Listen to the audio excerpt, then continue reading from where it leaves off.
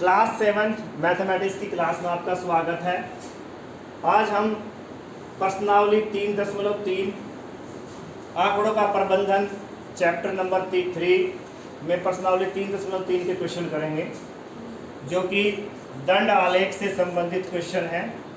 इसके अंदर हम पढ़ेंगे किस प्रकार से हमारे पास अगर कोई भिन्न भिन्न उद्देश्यों के साथ दंड आलेखों का प्रयोग किस प्रकार से करते हैं, स्केल कैसे चुनते हैं, मापदंड कैसे हम चुनते हैं।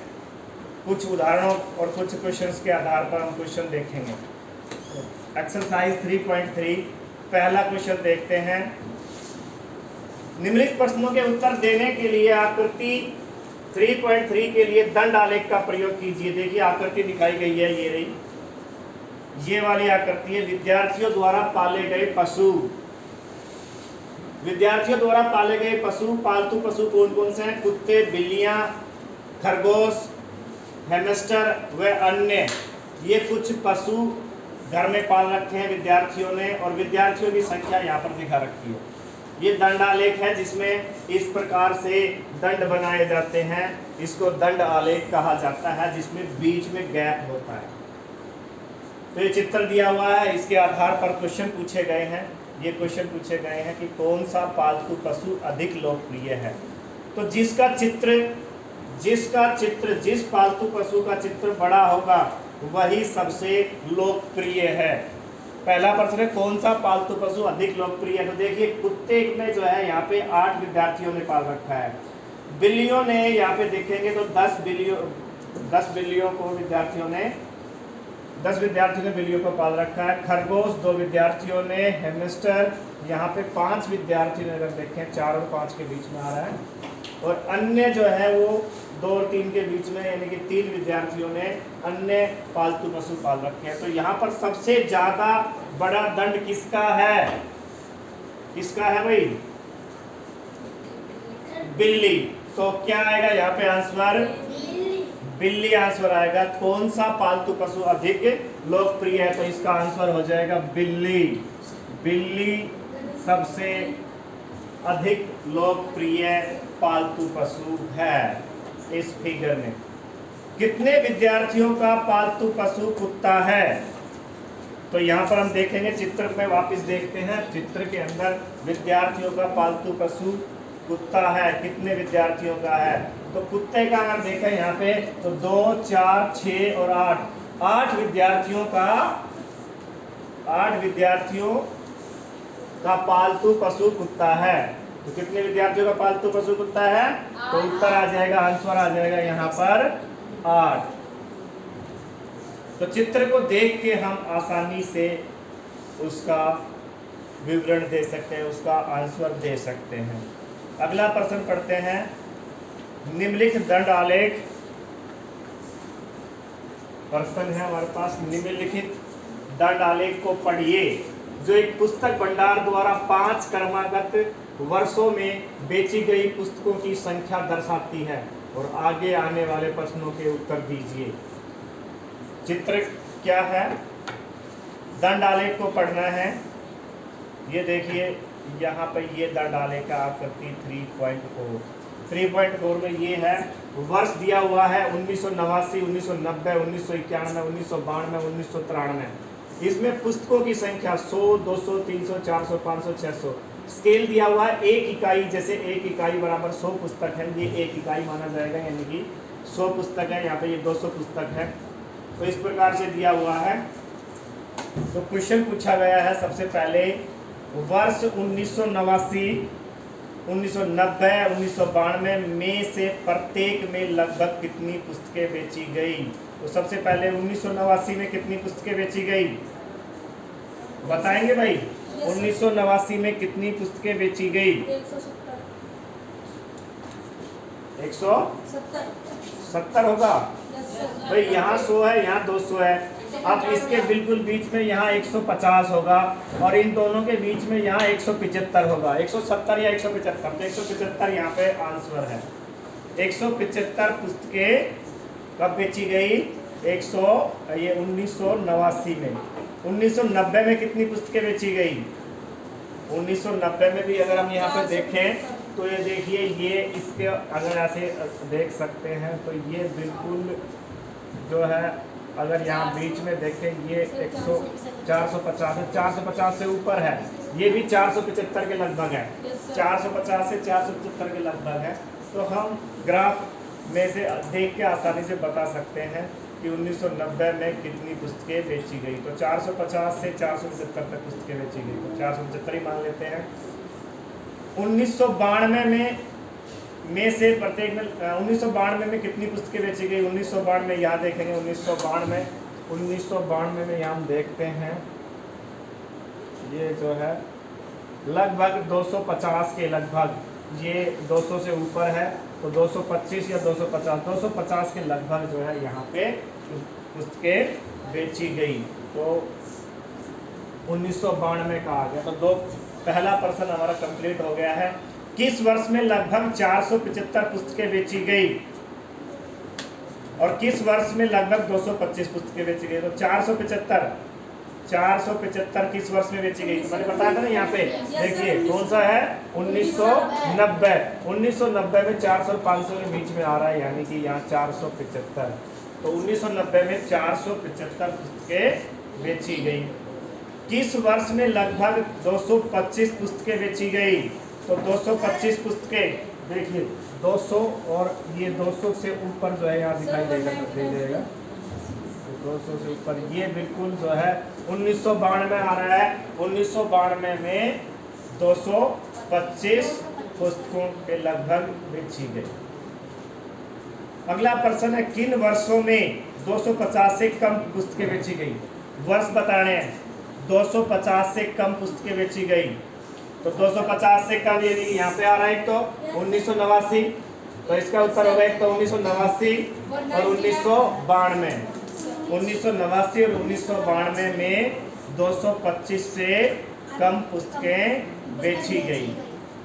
क्या आप स्पष्ट कर सकते हैं? अगला प्रश्न है, क्या आप स्पष्ट कर सकते हैं कि आप वर्ष 1989 में बेची गई पुस्तकों का आकलन किस प्रकार करेंगे? हाँ भाई, क्या आप स्पष्ट कर सकते हैं कि 1989 में बेची गई पुस्तकों का आकलन किस प्रकार करेंगे? यस, हाँ, 1989 के अंदर बेची गई पुस्तकों 100 और 200 के बीच में है, और क्योंकि ये 150 से ऊपर दिखाई दे रहा है तो 1989 के अंदर 175 के लगभग पुस्तकें बेची गई। तो हम स्केल की सहायता से, जो इसमें स्केल दिया है उसकी सहायता से हम आकलन कर सकते हैं, बता सकते हैं। तो क्वेश्चन कंप्लीट हो गए हैं। तीसरा प्रश्न देखते हैं। तीसरा प्रश्न है, 6 विभिन्न कक्षाओं के विद्यार्थियों की संख्याएं नीचे दी गई है। आप आंकड़ों को एक दंड आलेख द्वारा निरूपित कीजिए, यानी कि आपको इस प्रकार का दंड आलेख बनाना है। कक्षा दी हुई है 5वीं, 6ठी, 7वीं, 8वीं, 9वीं, 10वीं विद्यार्थियों की संख्या, यानी कि कक्षा 5वीं में 135 विद्यार्थी है, 6ठी में 120, 7वीं में, 8वीं में, 9वीं में, 10वीं में दिए हुआ। आप स्केल किस प्रकार चुनेंगे? हाँ भाई, स्केल किस प्रकार चुनेंगे ये है सबसे पहले। तो स्केल दिया हुआ है यहाँ पे, क्लियर कट है कि विद्यार्थियों की संख्या जो है यहाँ पे 135 अधिकतम है और न्यूनतम कितनी है? 80। तो 135 अधिकतम, यानी कि हमारे पास, अगर हम ग्राफ की बात करें तो ग्राफ की अगर हम बात करें तो हम इसमें ग्राफ लेके चलते हैं। देखिए ये हमारे पास इस प्रकार का ग्राफ होगा, ठीक है, और ग्राफ के अंदर हम एक लाइन जो है इसके ऊपर खींचते हैं इस प्रकार से, वर्टिकल लाइन लेंगे, ऐसे वर्टिकल लाइन लेते हैं। लाइन के ऊपर आपकी लाइन आनी चाहिए ऐसे। दूसरी लाइन यहाँ पे हॉरिजॉन्टल, एक हॉरिजॉन्टल और एक वर्टिकल लाइन लेंगे, एक दूसरे के ऊपर परपेंडिकुलर होनी चाहिए। ये एक्स एक्सिस होता है, ये वाई एक्सिस होता है। सबसे पहले यहाँ पे हमें दिया हुआ विद्यार्थियों की संख्या और कक्षा, यहाँ पे नीचे आप कक्षा लिखेंगे, कक्षा 5वीं, 6ठी, 7वीं, 8वीं, इस प्रकार से। विद्यार्थियों की संख्या को आप यहाँ लिखेंगे ऐसे, यहाँ विद्यार्थियों की संख्या लिखी जाए, विद्यार्थियों की विद्यार्थियों की संख्या यहाँ पे लिखी जाएंगी। तो विद्यार्थियों की संख्या यहाँ लिखनी है। तो विद्यार्थियों की संख्या अधिकतम दिया हुआ था 135। तो पहला प्रश्न यही है कि आप स्केल किस प्रकार चुनेंगे। तो स्केल किस प्रकार चुनेंगे, देखिए ये हमेशा 0 होता है, यहाँ पे 0। अब यहाँ से यहाँ तक 10 छोटे छोटे खाने हैं आपके ग्राफ में, यहाँ तक 10 खाने हैं। तो ये हमारे पास 10 विद्यार्थी हो गए। 10 छोटे वर्ग, स्केल कैसे होगा, 10 छोटे वर्ग बराबर 10 छोटे वर्ग बराबर 10 विद्यार्थी, या एक छोटा वर्ग बराबर 1 विद्यार्थी। तो स्केल कैसे चुनेंगे, तो स्केल हमारे पास यहाँ पे लिख देता हूँ। स्केल को कैसे चुनेंगे, तो स्केल को चुनेंगे हम, उसके अंदर क्या होगा, एक छोटा वर्ग बराबर 1 विद्यार्थी, 1 स्टूडेंट हो।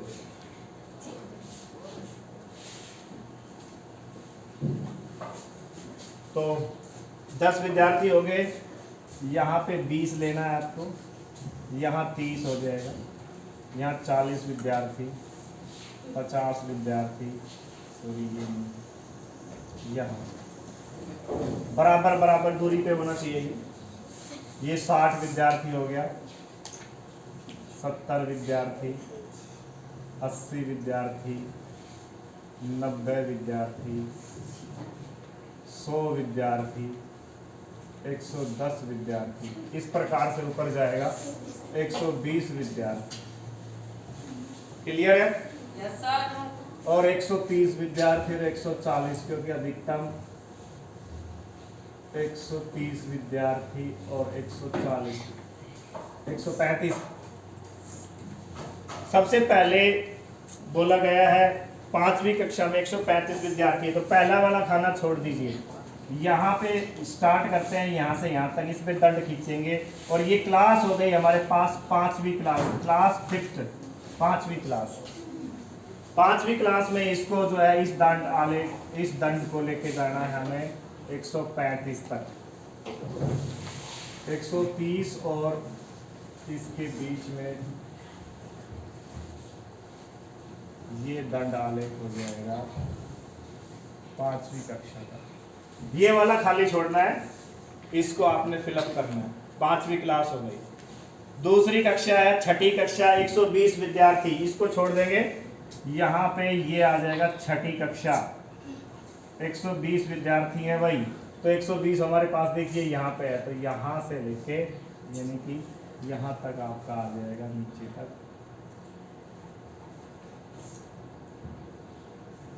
आ रहा है समझ में? Yes sir. तो ये हो गया दंड आलेख 6th क्लास के लिए। फिर क्योंकि बीच में खाली छोड़ना है ये वाला, फिर इसके बाद में है हमारे पास 95 विद्यार्थी। 7वीं कक्षा में 95 विद्यार्थी हैं, ये 7वीं कक्षा। 95 स्टूडेंट, तो देखिए 90 यहाँ है, 100 यहाँ है, 90 और 100 के बीच में ये हो गया 95, यहाँ पे हो गया 95। तो 95 विद्यार्थी ये हो गए हमारे पास। 95 विद्यार्थी कक्षा 7वीं में हैं। 95 विद्यार्थी कक्षा 7वीं में, तो ये दंड आलेख हो गया इसका। अगला है 100 विद्यार्थी 8वीं क्लास में है। 8वीं क्लास देखिए, एक खाना छोड़ देंगे, ये एक दंड। 8वीं क्लास में 100 विद्यार्थी, ये है हमारे पास 100 विद्यार्थी, ये दंड हो गया। स्केल जो है, स्केल से ही आप लाइन खींचेंगे और लाइन के ऊपर लाइन आनी चाहिए, नीचे वाली ग्रीन लाइन दिखनी नहीं चाहिए। 100 विद्यार्थी हो गए। इसके बाद में है 9th क्लास 90, ये खाना खाली छोड़ के 9th क्लास 90 विद्यार्थी, ये देखिए 90 की लाइन जाएगी यहाँ पे, ये 90 विद्यार्थी 9th क्लास के होंगे। ये दंड आलेख को देख के हम आसानी से बता सकते हैं कि विद्यार्थियों की संख्या किस क्लास में कितनी है। स्केल से खींचेंगे लाइन, हाथ से नहीं खींचेंगे, स्केल से खींचेंगे। टेंथ क्लास में 80 विद्यार्थी, देखिए 80 विद्यार्थी 10th क्लास में, ये खाना खाली छोड़ देंगे 80 विद्यार्थी 10th क्लास। यही क्वेश्चन आपके 9th क्लास में भी हैं, दंड आलेख के क्वेश्चन आते हैं।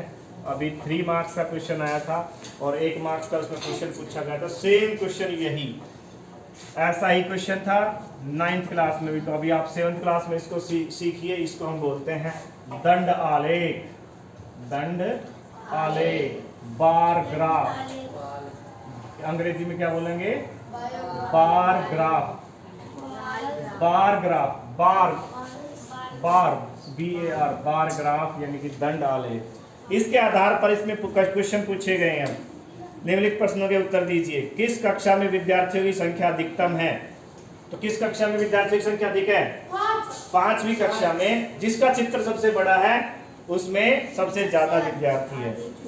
अगला प्रश्न पूछा गया है, किस कक्षा में न्यूनतम है? सबसे कम विद्यार्थी किस कक्षा में है?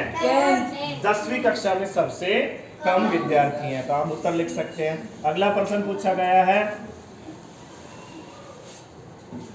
कक्षा 6 के विद्यार्थियों की संख्या का कक्षा 8 के विद्यार्थियों की संख्या से अनुपात निकालिए। तो कक्षा 6 में कितने हैं? 120 विद्यार्थी है कक्षा 6 में। कक्षा 6 में 120 विद्यार्थी है, इसका अनुपात निकालना, अनुपात मतलब बटे में, इसको भाग करना है किससे? कक्षा 8 के विद्यार्थियों की संख्या से। कक्षा 8 में कितने विद्यार्थी हैं? 100। तो ये अनुपात निकालना है। 10 से भाग करेंगे 12/10, फिर 2 से भाग करेंगे 6, 2 से भाग करेंगे 5, तो 6/5 यानी कि यह आ गया आपका 6:5। ये आपका क्वेश्चन हो गया। अगला जो अनुपात निकालना है कक्षा 6 के विद्यार्थियों की संख्या का कक्षा 8 के विद्यार्थियों की संख्या से अनुपात ज्ञात करना था। तो ये क्वेश्चन हो गए हमारे, 3 क्वेश्चन हो गए हैं। तो बार ग्राफ का क्वेश्चन आप करना है आपको। Thank you very much.